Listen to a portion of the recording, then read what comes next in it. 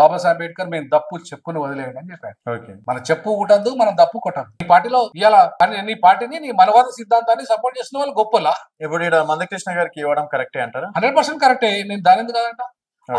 ఆయన ఒక ఉద్యమకారుడిగా 30 ఏళ్ళు ఆయన వికలాంగుల గురించి, గుండె జబ్బుల గురించి, తర్వాత మరి ఇక్కడ బీజేపీ అని ఎందుకు అంటగడుతున్నారు ఎవరు? మీరు.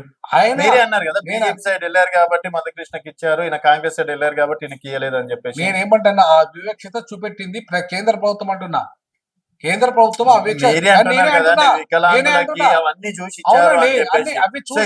అవి చూడడంతో పాటు ఆయన ఇవాళ బీజేపీకి అనుబంధంగా పనిచేస్తున్నది 100% కరెక్ట్. 100% కరెక్ట్. ఆయనకి ఇచ్చుకోండి, వద్దంటలేరు. మందకృష్ణ మాదిగ గారికి ఇచ్చేయడాన్ని నేను స్వాగతించాను. కానీ గద్దర్ గారికి పోతే పోనీ, ఇయ్యకుండా ఇష్టమైన స్టేట్మెంట్ ఎట్లా ఇస్తామండి? ఇయ్యము దుర్మార్గుడు ఎట్లా మాట్లాడతావు నువ్వు? అవును మాట్లాడు. నరహంతకుడు మాట్లాడిండు, నరహంతక భావజాలం అని మాట్లాడిండు. నీకంటే 100 రెట్ల నరహంతక భావజాలం నీ బీజేపీ ఆర్ఎస్ఎస్ లో ఉంది. ఇప్పుడు మావోయిస్ట్ భావజాలం కంటే 100 రెట్ల నరహంతక భావజాలం నీ బీజేపీ ఆర్ఎస్ఎస్ లో ఉంది అంటున్నాను. ఛాలెంజ్ విసురుతున్నా, దమ్ముంటే రా చర్చకు అంటున్నా. బండి సంజయ్ ఏమనుకుని ఉన్నావు? మరి నీ కిషన్ రెడ్డి మాట్లాడతలేడు, నీ యొక్క బ్రాహ్మణులు మాట్లాడతలేరు, నువ్వెందుకు మాట్లాడుతున్నావు? ఏం తమాషానా ఏమి ఇవాళ? అంటే అంత చిన్న చూపు కనబడుతున్నా నీకు దళితులు అంటే? దళిత కాడే అంటున్నాం. ఆయన మా సామాజిక వర్గం నుండి వచ్చి ఇంత స్థాయికి ఎదిగినోడు. ఒకవైపు మందకృష్ణ మాదిగా మా సామాజిక వర్గం నుండి ఎదిగినోడే. ఆయన 100% చూస్తున్నా అంటున్నా. మాల మాదిగా పంచాయతీ పెట్టాలని చూస్తున్నారు వాళ్ళు. అంటే ఇవాళ ఇప్పుడు మాల మాదిగ అంటే టాపిక్ వచ్చి మీరు వర్గీకరణకు సపోర్ట్ అయినా? 100% సపోర్ట్, 200% సపోర్ట్. ఓకే. 30 ఏళ్ళు వర్గీకరణ ఉద్యమంలో ఉన్నోని నేను. ఇవాళ ఆయన ఒంటెద్దు నిర్ణయాల వల్ల కృష్ణ మాదిగ ఒంటెద్దు నిర్ణయాల వల్ల బయటకు వచ్చింది తప్ప ఆయన ఒంటెద్దు నిర్ణయాల వల్ల వచ్చిన. ఎందుకంటే ఆయన 2024లో డైరెక్ట్ గా బీజేపీకి సపోర్ట్ చేద్దామన్నా, నేను అట్లా వద్దని చెప్పిన. ఓకే. నేనేమన్నా ఎంఎస్పీ అనేది ఒక పార్టీ పెట్టినామన్నా, 3 సార్లు పోటీ చేసినావు, నీకు డిపాజిట్ కూడా రాలే. కనీసం ఈసారన్నా ఎంఎస్పీ అనేది బీఎస్పీ లెక్క ఒక పార్టీ. బీఎస్పీ ఎట్లయితే ఉత్తర భారతదేశంలో 24 కోట్ల మంది ప్రజలు అక్కడ ఉండగా కూడా మాయావతి 4 సార్లు ముఖ్యమంత్రి అయినా ఒక వాడ స్త్రీ మా మాదిగ వర్గంలో గొప్ప నాయకురాలైంది. మనం కూడా ఇలా ఎంఎస్పీని స్ట్రెంథన్ చేద్దామన్నా.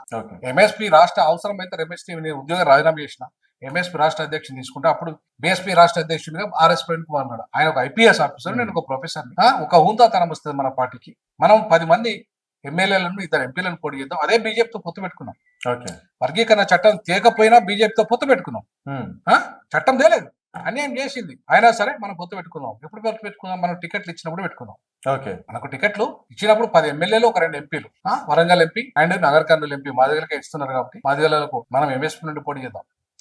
వరంగల్ నుండి నువ్వే పోటీ, వరంగల్ లోకల్ నువ్వు, నేను కూడా లోకల్. ఒకవేళ నువ్వు పోటీ చేయకపోతే నేను పోటీ చేస్తా. ఎందుకంటే గతంలో నేను పోటీ చేసిన వ్యక్తినే. చేద్దాం. మన ఎంఎస్పీలో ఒక లక్కీగా ఒక ఎంపీ గెలిచిన పార్లమెంట్ లో మన ప్రాతినిధ్యం ఉంటుంది. ఎమ్మెల్యే ఒక్కరు గెలిచినా కూడా అసెంబ్లీలో మన ప్రాతినిధ్యం ఉంటుంది. సో మాదిగలుగా మన పార్టీ అనేది ఒకటి ఉంటుంది అక్కడ. సో కాబట్టి మన ఇష్యూలను మనం అక్కడ మాట్లాడచ్చు, అక్కడ పార్లమెంట్ లో మాట్లాడచ్చు, నేను అసెంబ్లీలో మాట్లాడచ్చు. సో ఆ రకంగా మనం తీసుకుందాం అన్న నిర్ణయం అని చెప్పిన. అది అందరు విద్యార్థి సమక్షాలు అందరూ చెప్పిన నేను. ఒకరు నేను ఏదో సాడగా చెప్పిన ముచ్చట కాదు. గల్లీ నుండి ఢిల్లీ వరకు వర్గీకరణ ఉద్యమంలో ఉన్నవారిని నేను వర్గీకరణ వ్యతిరేకిన. 3 రోజుల్లో నేను చెప్పినట్టుగా 3 రోజుల్లో సమస్య పరిష్కారం అయిందని 30 ఏళ్లుగా వాయిదా వేయించిన పాలకులు, ఇటు నాయకులు ఇవాళ నన్ను మాదిగ వ్యతిరేకంగా ముద్రేస్తారా? పదవుల కోసం ఇవాళ మాదిగ మేధావులు కొంతమంది పదవుల కోసం, వాళ్ళ అవకాశాల కోసం, పదవుల కోసం ఇవాళ నీ ముడ్డి సూట్ వెనక తినేటోళ్ళు నీకు గొప్పలు అవుతారా? పదవి త్యాగం చేసి వచ్చి ఉద్యమంలో ఉంటా అంటే నేను చెడ్డోళ్ళు అవుతానా?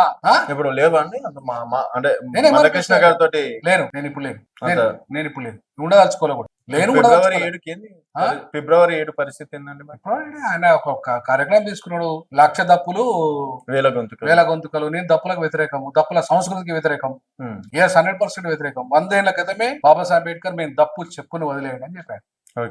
మన చెప్పు కొట్టద్దు, మనం దప్పు కొట్టద్దు. నేను ఇప్పుడు అంటున్నా, మేము చెప్పుల పారిశ్రామికవేత్తలం అవుతాం. మా కమ్మోళ్ళంతా కూడా, బ్రాహ్మణులంతా కూడా మా చెప్పుల పరిశ్రమలలో వాళ్ళు చేస్తున్నారు. ఇవాళ మొత్తం ఎక్స్పోర్ట్ బిజినెస్ అంతా ఎవరు చేస్తున్నారు? మీటి ఎక్స్పోర్ట్ బిజినెస్ అంతా బ్రాహ్మణులు చేస్తున్నారు, అగ్రవర్ణాలు చేస్తున్నారు. మేము ఎక్స్పోర్ట్ చేస్తాం, మేము టెక్నాలజీ వాడతాం, మేము కంపెనీలు పెడతాం, మేము యజమానులం అవుతాం, మేము ప్రొఫెషనల్ అవుతాం, మేము ఇంజనీర్లం అవుతాం, డాక్టర్లం అవుతాం, మేము ఈ దేశాన్ని వెళ్తాం, ఈ ప్రపంచాన్ని వెళ్తాం. మొన్నటి వరకు వర్గీకరణకు నేను సపోర్ట్, లక్ష గొంతుకాలు వేల డబ్బులకు కూడా నేను సపోర్ట్ నేను ఎప్పుడు లక్ష గొంతుకలకు 1000 డబ్బులకు నేను అసలు అందులో వచ్చినాక తీసుకున్న నిర్ణయం ఆయన. నేను ఎమ్మెల్యే ఎన్నికలప్పుడే బయటకు వచ్చిన, అప్పుడు ఎమ్మెల్యే ఎన్నిక లక్ష గొంతులు లేదు కదా, డబ్బులు లేదు కదా, ముందు నేను బయటకు వచ్చిన. నేను ఎన్నడూ సపోర్ట్ చేయలేదే, ఆ గొంతుకాలకు ఎన్నడూ సపోర్ట్ చేయలేదు, ఇప్పుడు కూడా సపోర్ట్ చేయను. 100-200% 1,00,000 మంది కాదు 10 లక్షల మంది వచ్చి తప్పు కొట్టినా నేను కొట్టాను. నేను దానికి వ్యతిరేకం. నేను ఈ రాజ్యాంగాన్ని పట్టుకుంటాను. ఈ రాజకీయ అధికారం వైపు దళితులు పోవాలంట, వర్గీకరణ సమస్యతో పాటు బాకలాగి పోస్టులు నింపాలంట, వర్గీకరణ సమస్యతో పాటు ఇవాళ మాకు రావాల్సిన లక్షల కోట్ల రూపాయల సప్లా నిధులు కావాలంట. భూమి లేని వాళ్ళకు భూమి 3 ఎకరాల భూమి ఇస్తాను వాడు ఎవడైనా ఎందుకు ఇవ్వలేదని అడుగుతున్నాను నేను. మాకు ఇవాళ సినిమా ఇండస్ట్రీలో వాటా ఏది, పరిశ్రమల వాటా ఏది, ప్రైవేట్ రంగంలో వాటా ఏది? మాకు ఇంతవరకు 30 ఏళ్లలో మాకు లక్షల కోట్ల రూపాయల సప్లా నిధులు ఎగ్గొట్టింది ఎవడు? ఎందుకు అడగదు? నువ్వు ఎందుకు అడుగుతలేవు? ఖచ్చితంగా అడిగి తీరుతాం.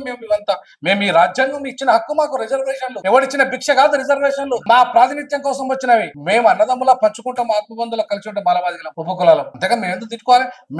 మేము తిట్టాల్సింది ఎవరిని?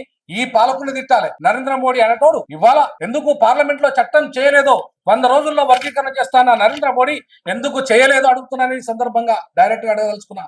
ఇవాళ జడ్జిమెంట్ లో సుప్రీంకోర్టు 566 పేజీల జడ్జిమెంట్, ఇది 566 పేజీల జడ్జిమెంట్ లో 566 పేజీల జడ్జిమెంట్ లో చంద్రచూడ్ 142 పేజీలు మనోజ్ మిశ్రాతో కలిసి జస్టిస్ చంద్రచూడ్ గారు, అట్లాగే గవాయ్ గారు 279 పేజీల జడ్జిమెంట్ రాశాడు. మొత్తం వీళ్ళు ముగ్గురు కలిసి 510 పేజీల జడ్జిమెంట్ రాశాడు. ఓకే. సో తర్వాత బేలా త్రివేది గారు 53 పేజీలు, ఆమె 85 పేజీలు రాసిండ్రు. పంకజ్ మిఠల్ గారు 53 పేజీలు, సతీష్ చంద్ర మిశ్రా గారు 1 పేజీ, తర్వాత విక్రమ్ నాథ్ గారు 1 పేజీ. సో ఇట్లా 566 పేజీలలో ఎక్కడ కేటగరైజేషన్ అనే పదం వాడినా, ఏబిసిడి వర్గీకరణ అనే పదం వాడినా ఛాలెంజ్ చేసి చెప్తున్నా నేను. ఎవరు వస్తారో రమ్మని చర్చలోకి ఛాలెంజ్ చేసి చెప్తున్నా. ఒక లా ప్రొఫెసర్ గా ఈ 566 పేజీలలో ఎక్కడైనా కేటగరైజేషన్ పదం వాడినా, ఏబిసిడి అనే పదం వాడినా, మాదిగ అనే పదం వాడినా? మరి ఇక్కడ రాష్ట్ర ప్రభుత్వం కూడా దానికి సంబంధించి కమిటీస్ అన్నారు కదా. ఏమంటే ఇక్కడ రాష్ట్ర ప్రభుత్వం ఒకటే కాదు, ప్రభుత్వాలు చేయాలని అది రాష్ట్ర ప్రభుత్వం అనలే. జడ్జిమెంట్ లో ఏమన్నారంటే, ఇక్కడ చూడండి, ఒక చిన్న ఈ లాస్ట్ పేజ్ మాత్రమే చదివిస్తాను. I have had the privilege of reading of lucid and detail opinions.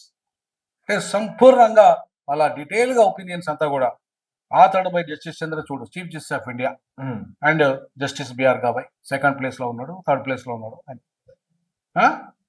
I'm fully agreement with both opinions. అంటే గవాయ్ గారు ఒపీనియన్, నేను చంద్రచూడ్ గారు ఒపీనియన్స్ ఫుల్ అగ్రిమెంట్ అవుతున్నా. The validity of the sub classification within the schedule caste to be constitutional permissible. రాజ్యాంగం అనుమతిస్తుంది. Sub classification, categorisation అనే పదం వాళ్ళే. ఓకే. సబ్ క్లాసిఫికేషన్ అంటే ఉపవర్గీకరణ అవుతుంది, కేటగరైజేషన్ అయితే వర్గీకరణ అయింది. సో వీళ్ళు సపోర్ట్ చేసింది అక్కడ వర్గీకరణ కాదు, ఉపవర్గీకరణ సపోర్ట్ అయింది. ఓకే. దానికి దీనికి తేడా చెప్పాలి. దీనివల్ల లాస్ చెప్తున్నమాట, దానికి దీనికి తేడా చెప్తున్నమాట. దాన్ని ఒకవేళ వర్గీకరణ చేయాలంటే, ఏబిసిడి అనే పదం వాడాలంటే 341 సవరించాలి. ఓకే. 341 సవరించాలంటే లోకసభలో, రాజ్యసభలో 2/3 మెజార్టీ ఉండాలి. ఓకే. 2/3 మెజార్టీలో ఉండాలి.